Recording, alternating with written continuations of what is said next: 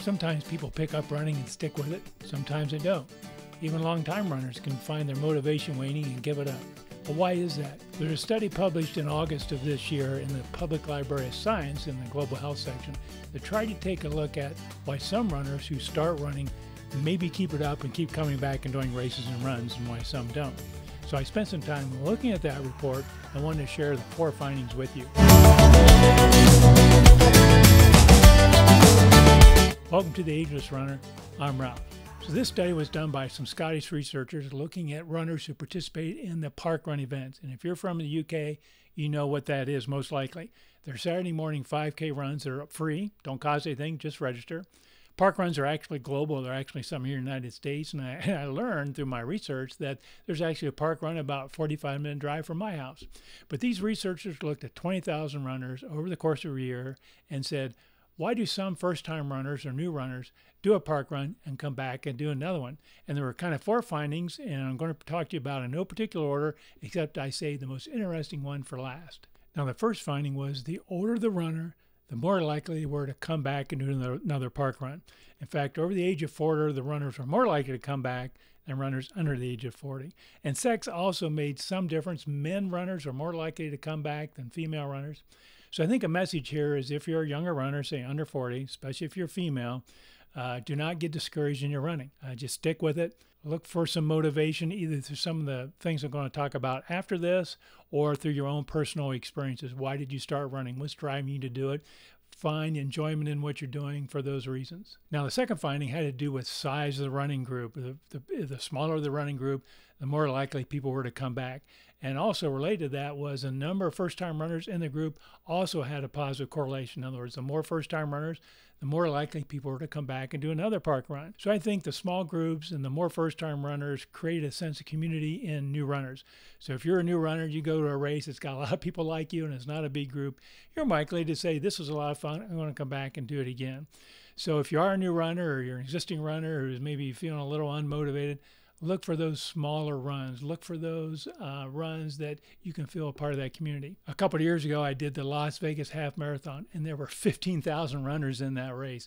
Now, I had no sense of community, although I had a lot of fun in that race, but there was no sense of community or no sense of belonging in that. And on the other extreme, my grandkids at school had a fundraiser 5K, which I did. There could have only been 60 or 70 runners in it, so a very small group.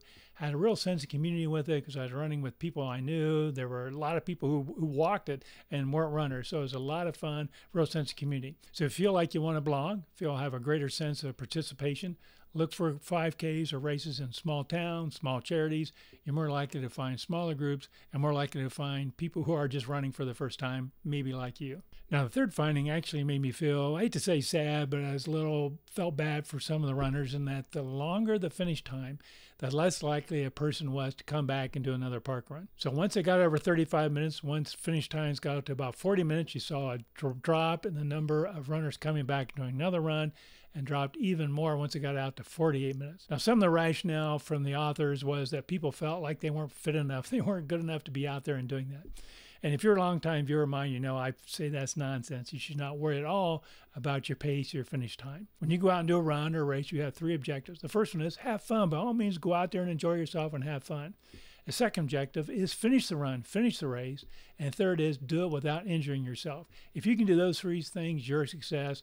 Don't worry about time. Nobody cares what your time is. You shouldn't either. Now, the last finding is the one I found was most interesting. What the researchers found is that routes or courses that went by wooded areas or open bodies of water had more people come back and do another run at a later time. And if you think about it, those are green spaces, and there's just tons of research out there showing how good it is for people to spend time in green spaces. Good for your mental health, good for your emotional health. So those courses that do that had a higher reparticipation rate. So in your own personal life, your own personal runs or your own races, look for routes or courses that go by wooded areas and open bodies of water. You don't have to trail run, although you can, but there are lots of paved paths that go along lakes and rivers or by woods. About a mile from my house is a bike path that once you get past the water treatment plant, runs out into the wooded areas, runs into farm fields, and it's just wonderful to be out in. So look for those routes that take you by green spaces, and that will go a long ways to helping you enjoy that run and keep you running for a long time.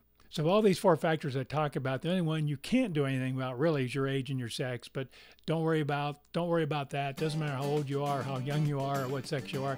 You can still enjoy running.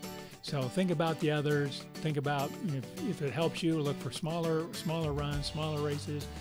Find courses to go out in the woods. Don't worry about your finish time, and just have a good old time out there and just keep on running. It's so good for you, good for your health, good for your emotions. Hey, I hope you enjoyed this video. If you did, please scroll down and hit that like icon. And I'd love to have you stick around and subscribe, or if you're not, please hit that subscribe button also. Thanks so much for taking time to watch this video. I really appreciate it. Have a good day and happy running.